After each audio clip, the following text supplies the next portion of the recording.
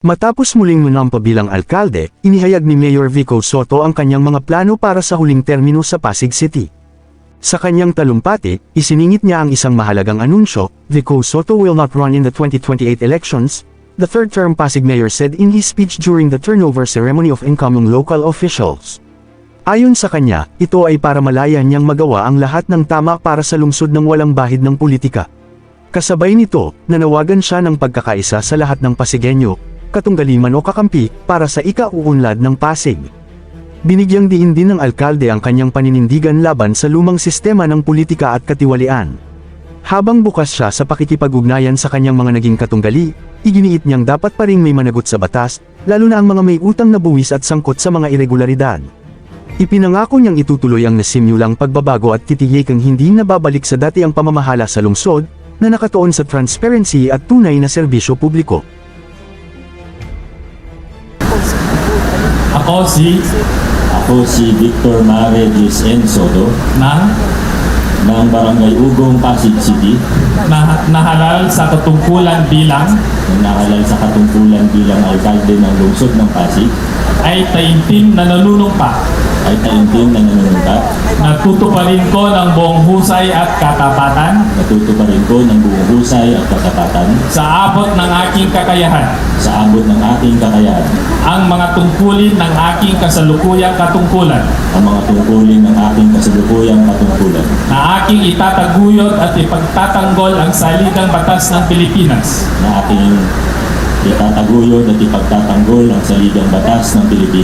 na tunay na mananalig at tatalima ako rito.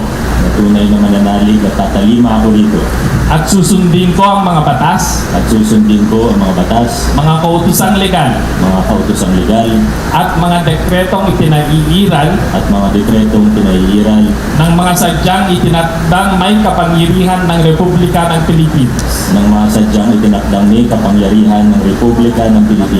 At kusa kong babalikatin ang mga pananagutang ito nang walang anumang pasubali o hangaring umiwas. Kasihan nawa ako ng Diyos.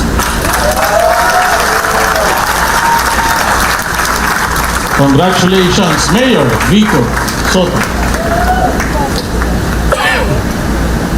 Sa pagkakataon nito, matutunghayan natin ang mensahe N. Soto.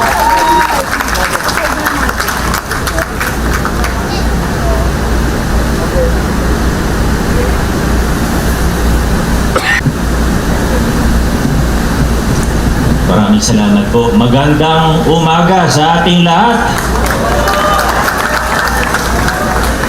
Una po, maraming salamat kay Executive Judge Bulawidan sa pag-administer ng aming panunumpa sa bawat Pasigueño, sa mga kasama natin mula sa national government agencies, sa mga kasama sa lokal na pamahalaan ng Pasig,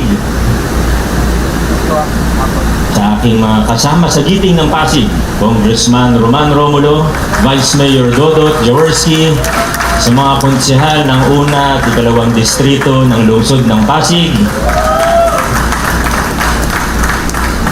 sa mga kasama po natin mula sa pribadong sektor, mula sa civil society, mula sa mga barangay, mga kaibigan, at syempre, last but not the least, sa aking pamilya, lalo na sa aking mama at papa. Nakita niyo naman, walang hihigit pa sa suporta na pinakita nila, hindi lang sa akin, kundi sa ating lahat. Maraming salamat, Mama at Papa.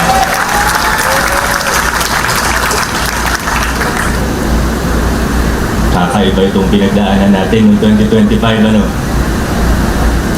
Grabe yun. Noong 2019, nag-umpisa po tayo, lumaban tayo, sinubukan natin tumayo sa prinsipyo. Maraming nagsabi sa atin, sa amin, ni Congressman Roman, na imposible yung gagawin ninyo. Kung gusto niyong magkaroon ng tsansa man lang, kailangan gumastos din kayo. May mga nagpakita sa akin, mga batikan, mga dating politiko, political operator, alam niyo na po yung ibig ko sabihin. Lumapit po sa amin, sabi nila, gusto namin ng pagbabago. Pero yung iba sa kanila,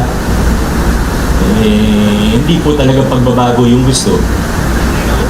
Nakitaan kami ng mga estimate na kung gusto nyo manalo, kailangan meron kayong leader per barangay, per purok, per street. Nung kino-compute ko na, yung isa doon, yung manilig sumama sa press con, kilala ni Iko Roman yun. Kakampi daw namin, pero ito yung ginagawa nun. Sabi, itong breakdown, conservative na to, sabing ganun. Kailangan may allowance lahat yan. Para, hindi vote buying, pero per street, dapat may mga tao kayo. Tapos nung kino-compute ko na, siyempre ako, bata, 29 years old that time, makikinig naman ako. Maninindigan ako, tatayo ako kung saan ako, pero makikinig muna ako. So pinakinggan ko, tinignan ko yung mga papeles na ginawa po nila, kinumpute ko ngayon. Ay ko, per barangay, ganito. Per purok, ganito, per street. Aba, umaabot na sa more than 1 billion pesos yung computation nila. Sabi ko, saan naman ako kukuha ng ganyang pera? Sabihin na natin na gagawin ko. Saan naman ako kukuha ng ganyang kalaking pera? Sabi sa akin, kami nang bahala sa fundraising. Alam na. Sa madaling salita, tinanggihan natin yung ganung klaseng luma o tradisyonal na estilo ng politika. Kahit sabi ng marami, imposible. Sabi ng iba, siraulo kayo. Hindi mangyayari yan, hindi kayo mananalo. Long story short, alam naman po natin ang naging resulta. Nung nanalo na, ganun pa rin. Marami nagsabi na gusto namin ng pagbabago. Maganda yan.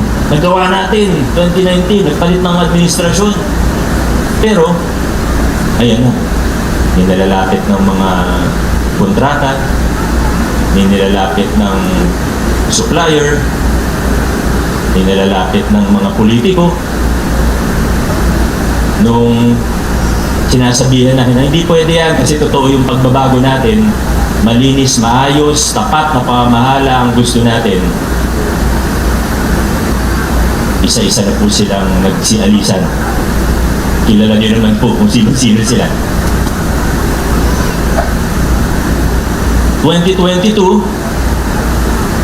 kahit papano medyo nasala na ang mga kasama natin. Pero medyo nagdududa pa rin yung iba. Sabi, nanalo ka na ng unang term. Pero para magtuloy-tuloy, para matapos mo yung 3 termino mo, ay kailangan, siyempre, yung mga konsyal, kailangan ituloy yung mga lumang kalakaran. Kundi, wala nang susuporta sa yung politiko pagdating ng 2022. So mga kaibigan, ang puhunan po natin dito sa laban na ito, siguro konting galing, konting talino, pero ang totoong puhunan natin dito, paninindigan, ang ating katapangan, ang ating tigas ng ulo. Yan ang totoong puhunan natin dito. At buti na lang, may mga kasama tayo na naniniwala sa vision natin. Buti na lang, may mga kasama po tayo na nagbigay sa atin ng lakas ng loob. Una na po dyan, alam ko kahit di ko nabanggitin, pero kailangan pa rin pong banggitin. Hindi ko po ito nagawa. Hindi ako nagsimula sa laban na ito, kundi ako binigyan ng lakas ng loob ng isang Congressman, Roman Romulo.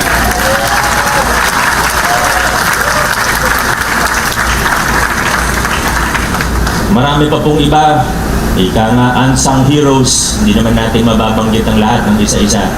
Pero noong 2022, ito na, nagkaroon tayo ng lineup na buo ang unang edition ng Giting ng Pasig. Simple lang naman ang requirement natin. Kailangan naniniwala sa direksyon na tinatahak natin ngayon bilang isang lungsod. Yung hindi tayo ililigaw, yung mapagkakatiwalaan natin. Swerte po ako dahil nakahanap ako ng mga kakampi. Ang hirap maghanap, sa totoo lang. Hindi ng supporter, no? Pero yung mga kakampi na tatayo kasama mo. Sa konseho, lalo na para vice mayor. Mula 2022, kung noong 2019 to 2022, malalaking pagbabago, yung pinakamalaking form ng korupsyon natanggal natin. Pero mula 2022, napakita natin na posible rin ito hanggang sa Sangguniang Panlungsod. Vice Mayor Dodo Jaworski, maraming salamat. Ganon din sa ating mga konsehal.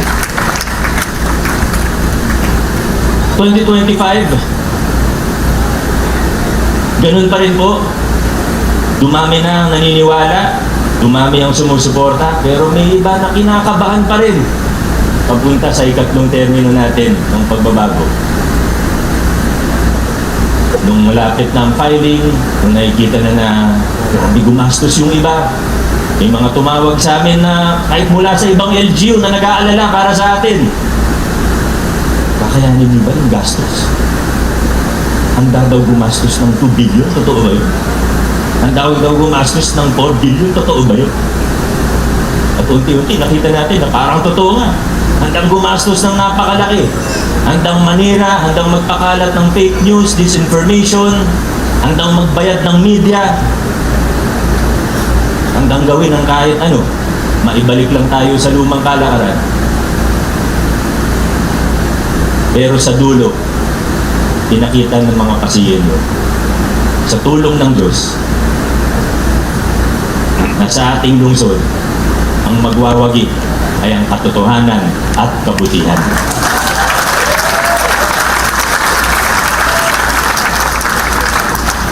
Mga kaibigan, tuloy po ang laban.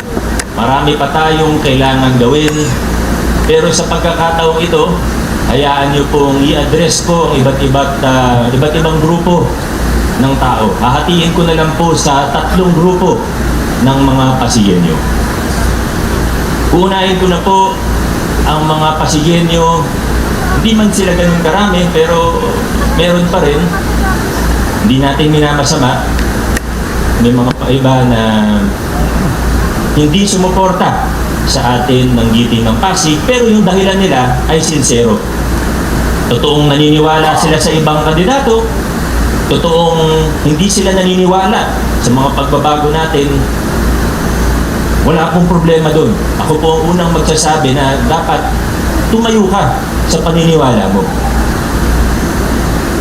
Doon po sa unang grupo na ito, sa mga hindi sumuporta, pero totoong dahilan, sincero. Ngayon po, ang ating pamahalaan, alam niyo naman po yung tinataguyod natin na estilo ng pamahala. Hindi tinitingnan ang kulay ng politika. Hindi nila kailangan humingi ng pasensya sa akin. Magtulungan tayo, magtrabaho tayo, magkaisa tayo para sa ikabubuti ng ating lungsod. Ngunit meron din pong ikalawang grupo ng mga pasigenyo. Di ko alam kung mas malaki o mas maliit ito dun sa unang grupo. Pero meron pong mga hindi sumuporta sa iba kahit na alam nila ang totoo. Meron tayong mga nakita na alam nila yung kandidato nila kung paano yumaman. Alam nila. Okay lang kung di nila alam eh. Alam nila kung paano yung kalakaran na ginagawa para makakuha ng malalaking kontrata sa nasyonal na pamahalaan. Na pinakita pa sa kanila yung mga sasakyan na sinabihan sila na ito binibigay namin sa mga congressman ng ibang distrito at mga party list. Nakita nila, narinig nila sa sarili nilang mata at tenga kung magkano yung mga kickback na binibigay sa mga politiko. Pero yun yung pinili nilang suportahan. Muli po, kung hindi nila alam, okay lang po sana. Kaso, ang problema, alam nila. And that says more about them than it does about me. Sa mga taong ito,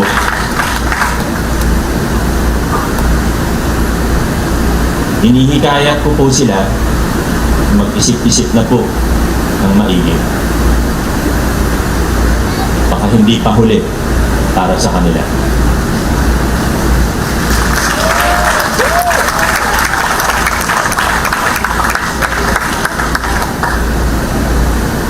At At syempre, kasama na po siguro dun sa grupo na yun. Alam mo, ito hindi ko sinasabi. Pasensya na po kung medyo seryoso ang ating mensahe ngayong umaga. Pero may mga bagay po na kailangan ko lang din sabihin para na rin sa aking proteksyon at sa proteksyon ng ating lokal na pamahalaan at sa lahat ng ating ginagawa. May mga bagay po na hindi ko pwede sabihin nung panahon ng pangangampanya. Kasi baka sabihin political motive. Baka sabihin siyempre pagka political season, mahirap magsalita kasi sabihin politika lang yan. Ngayon, wala nang politika. 2028, hindi ako tatakbo. Ngayon pa lang sinasabi ko na sa inyo. Kaya malaya akong gawin kung anong tingin ko ang tama. Hindi nyo masasabihan na may bahid ng politika. At yung hindi ko masabi nung campaign period, na ngayon, pwede ko na pong sabihin, sa lahat ng aming katunggalin, we extend a hand of peace, we extend a hand of unity. Kung maaari, magtulungan tayo para sa ikagaganda ng ating lungsod. Ngunit,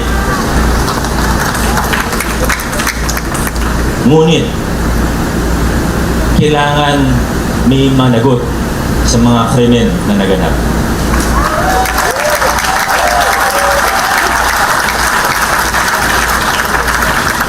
Una na po dyan, nag-viral lang yung building permit na yan pero hindi naman yan yung talagang problema. Yung bilyon-bilyong piso ng buwis na utang ninyo sa nasyonal at lokal na pamahalaan, bayaran ninyo.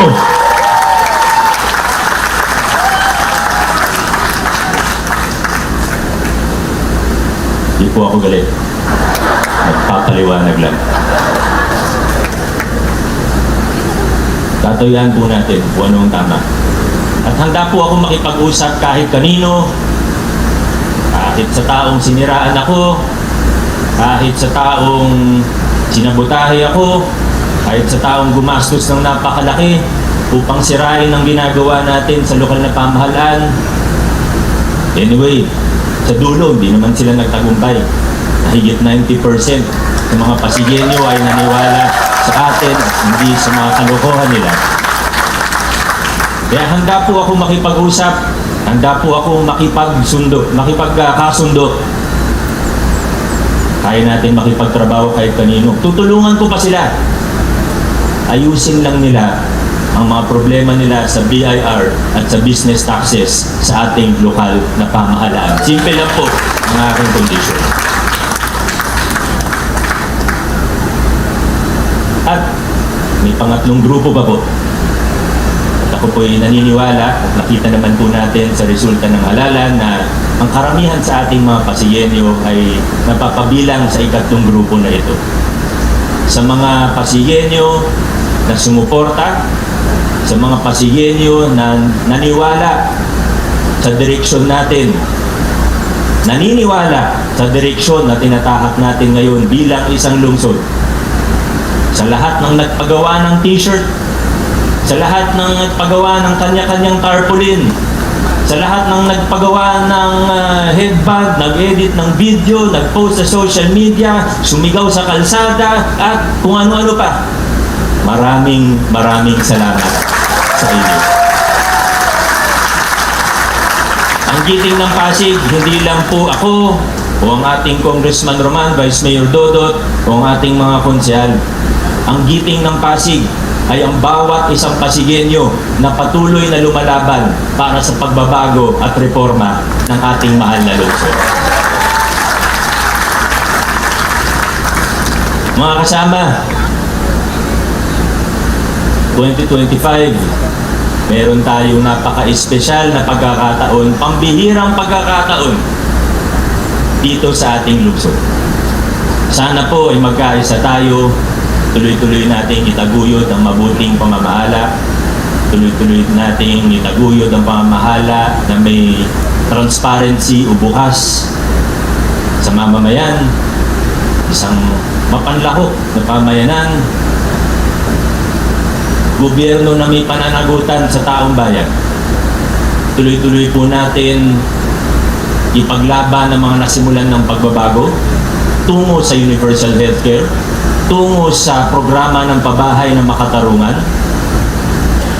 laban sa korupsyon, laban sa politika at paggugobyerno na mapansamantala. Sama-sama po tayo. Mga nasimulan natin, paigtingin pa po natin. Naniniwala po ako na tayo ay magkakasama at sa lungsod ng Pasig, hindi na po tayo aatras pa, hindi na tayo liliko-liko pa, dire-diretso lang po tayo. Mga Pasigenyo,